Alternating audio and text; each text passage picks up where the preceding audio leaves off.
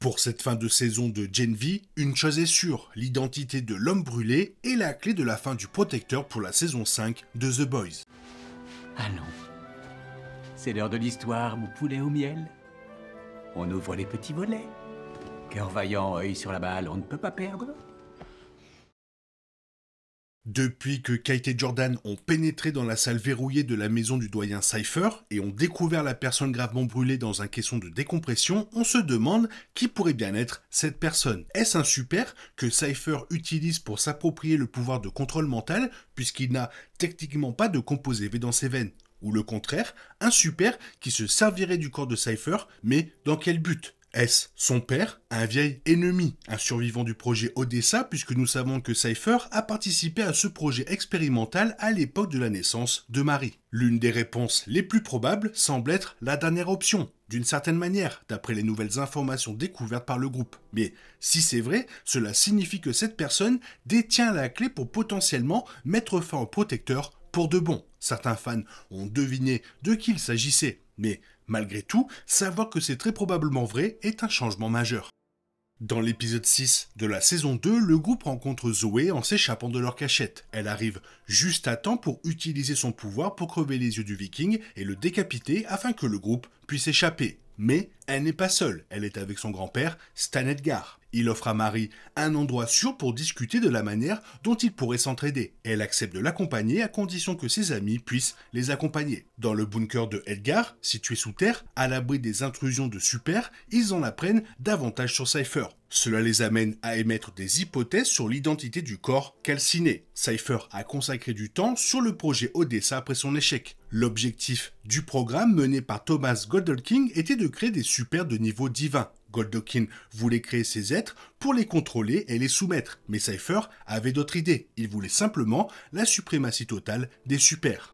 Après l'échec du projet, comme le groupe l'avait déjà appris, Marie était la seule survivante. Mais en fait, elle ne l'était pas. Le protecteur était également un produit de ce programme lorsqu'il était en cours dans les années 80, confirmant enfin que le protecteur est bien un produit du projet Odessa. Cela signifie que lui et Marie sont faits de la même chose, voire cousins, plaisante Jordan. Malgré la fermeture du programme par Edgar suite à l'événement catastrophique décrit dans la scène d'ouverture de la saison, Cypher a poursuivi le travail de Goldolking. En fait, il a tout recréé méticuleusement. Mais comment? La réponse, ce corps. Les spectateurs attentifs se souviendront que dans le flashback d'ouverture de la saison, avec Goldolking, il s'est précipité dans le laboratoire pour empêcher son équipe de s'injecter une version expérimentale du composé V. Goldolking est blessé par une explosion et la dernière fois qu'on le voit, il perd connaissance. Mais sa mort n'est pas confirmée. Il a subi de graves blessures, mais on ne le voit jamais prendre le composé V. Et il semble évanoui, mais pas mort. Et le groupe commence à comprendre. Cypher a trouvé Goldolking, l'a maintenu en vie malgré ses graves brûlures et blessures, et lui a extorqué son travail. Edgar, connaissant mieux Cypher que les autres, pense qu'il a peut-être aussi gardé Goldolking comme trophée. Quelle qu'en soit la raison, cette possibilité change complètement la donne.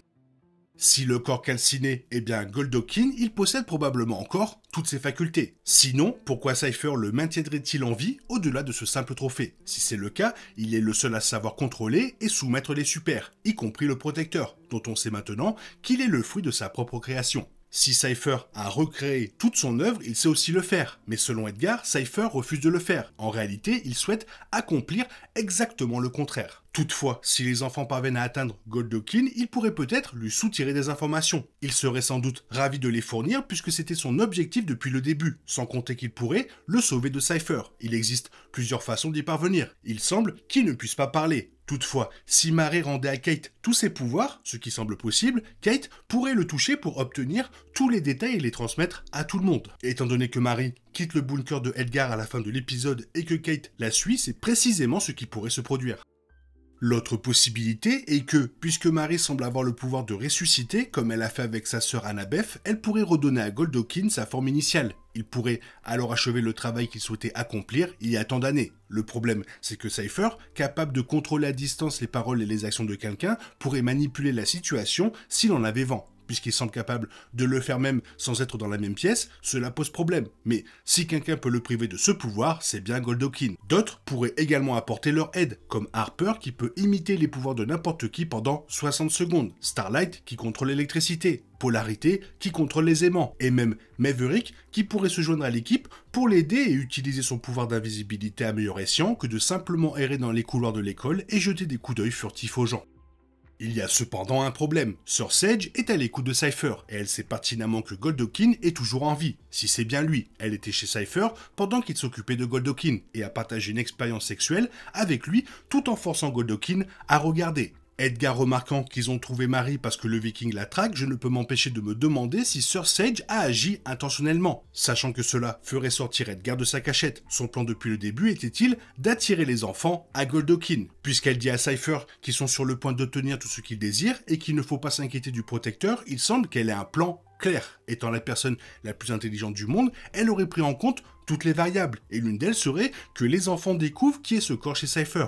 Enfin, si Cypher lui confiait qu'ils ont trouvé le corps et qu'ils savaient qu'il était là, Sir Sage jouera probablement un rôle plus important à l'avenir, tandis que les enfants tenteront d'atteindre la personne présumée être Goldokin, et Cypher fera de son mieux pour les en empêcher. Si Goldokin obtient gain de cause, il créera une race de super obéissants et contrôlés, exactement ce qui était prévu avec le protecteur dans les années 80, ce qui s'est terriblement retourné contre lui. De toute évidence, ils ont fait un bien meilleur travail avec Marie, mais elle est loin d'être obéissante. Sir Sage a exprimé son désir d'éradiquer les humains, mais une légion de super contrôlés mentalement est peut-être la meilleure solution à ses yeux. Peut-être est-elle du côté de Goldokin.